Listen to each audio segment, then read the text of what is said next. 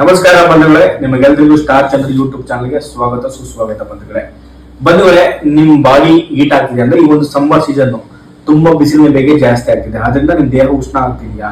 So ನೀವು ಉಷ್ಣ ಕಡಿಮೆ ಮಾಡ್ಕೊಳ್ಳೋಕೆ ಮದ್ದು ತಗೋತಿದ್ದೀರಾ, ಹಾಗೆ ಕೆಲವೊಂದು ಪಾನೀಯ ಕುಡಿತಿದ್ದೀರಾ, ಏನ್ ಮಾಡಿದ್ರು ಕಡಿಮೆ ಆಗ್ತಿಲ್ವಾ?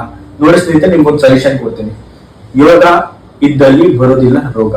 ಹಾಗೆ ನಾನೊಂದು ಪ್ರಾಣಾಯಾಮ ಹೇಳ್ಕೊತೀನಿ. ಆ ಪ್ರಾಣಾಯಾಮದ ನೇಮ್ ಏನಪ್ಪಾ ಅಂದ್ರೆ ಶೀತಲೀಕರಣ ಪ್ರಾಣಾಯಾಮ. ಇದು ಮಾಡೋದ್ರಿಂದ ನಮ್ಮ ದೇಹದ ಉಷ್ಣಾಂಶವನ್ನು ನಾವು ಕಡಿಮೆ ಮಾಡ್ಕೋಬಹುದು. ಹೇಗ್ ಮಾಡಬೇಕು ಅಂತ ಆ ಭಂಗಿ ಹೇಳ್ಕೊತೀನಿ ನೋಡಿ.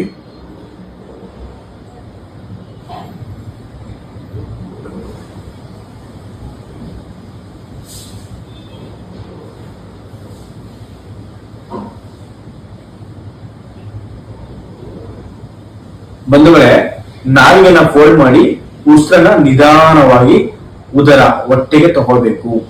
ಸೊ ನಾವು ಎಷ್ಟು ಸೆಕೆಂಡ್ ಅಲ್ಲಿ ಒಳಗಡೆಗೆ ಉಸಿರು ತಗೊಂಡ್ವಿ ಅಷ್ಟು ಸೆಕೆಂಡ್ ಏರ್ ನ ಹೊಟ್ಟೆಲಿ ಬ್ಲಾಕ್ ಮಾಡ್ಕೊಂಡಿರ್ಬೇಕು.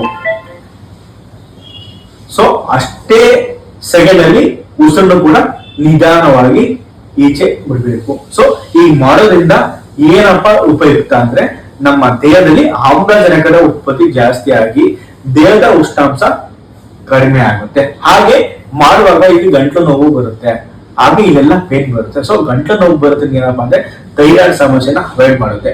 ಹಾಗೆ ಕಣ್ಣಿನಲ್ಲಿರುವಂತ ಒಂದಷ್ಟು ನರಮಂಡಲ, ನರದ ಬಗ್ಗೆ ಎಲ್ಲ ತುಂಬಾ ವರ್ಕ್ ಆಗಿ ಕಣ್ಣಿನ ಆರೋಗ್ಯ ಕೂಡ ಚೆನ್ನಾಗಿರುತ್ತೆ. ಹಾಗೆ ಹೊಸರು ಕೂಡ ನೋವು ಬರುತ್ತೆ. ಅದು ಏನಪ್ಪ ಇಂಪ್ಯಾಕ್ಟ್ ಮಾಡುತ್ತೆ ಅಂದ್ರೆ ಉಳಿದಲ್ಲೂ ಅದನ್ನು ಕೂಡ ಅವಾಯ್ಡ್ ಮಾಡುತ್ತೆ ಈ ಒಂದು ಪ್ರಾಣಾಯಾಮ ಮಾಡಿದ್ರೆ. ಈ ಪ್ರಾಣಾಯಾಮದ ನೇಮ್ ಹೇಳಿ ಶೀತಲೀಕರಣ ಪ್ರಾಣಾಯಾಮ ಮಾಡಿ. ಈ ಸಮ್ಮರ್ ಒಂದು ತುಂಬಾ ಒಳ್ಳೇದಾಗುತ್ತೆ.